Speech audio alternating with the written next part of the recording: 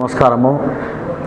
ఈరోజు సాగునీటి ఎన్నికలు గాను 4 ఎన్నికలు అంటే 4 సంఘాలకు ఎన్నికలు జరిగినాయి.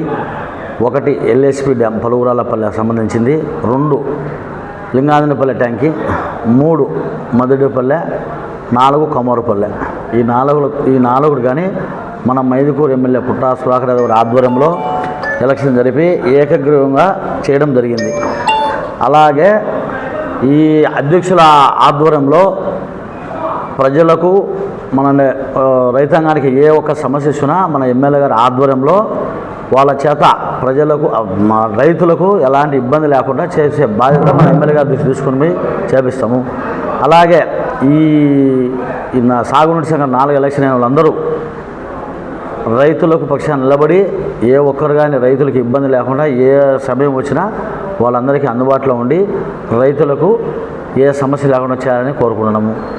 అదేవిధంగా ఎక్కడనే కానీ ఈ నీటి సంఘాలలో సమస్య లేకుండా ఎమ్మెల్యే గారు చెప్పినట్టు ఏ ఒక్క చోట కానీ ఇబ్బంది లేకుండా చెప్పినట్టు, లేదంటే తెలుగుదేశం పార్టీ క్రమశిక్షణలో ఎవరే కానీ సార్ ఎవరు చెప్పారో వాళ్ళ ప్రకారం టీసీలు అయితేనేమి, అధ్యక్షులు అయితేనే, ఉపాధ్యక్షులు కానీ ఎక్కడే కానీ సమస్య లేకుండా చేసినాము.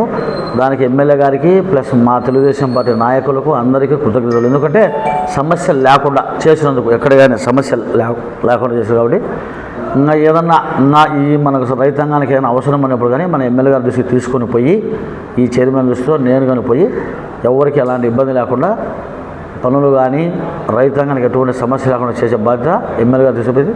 నా బాధ్యత, ఆ చైర్మన్ బాధ్యత, అందరి బాధ్యత తీసుకొని రైతాంగానికి ఎలాంటి ఇబ్బంది లేకుండా చేసుకుంటామని కోరుకుంటున్నాను. అవునా?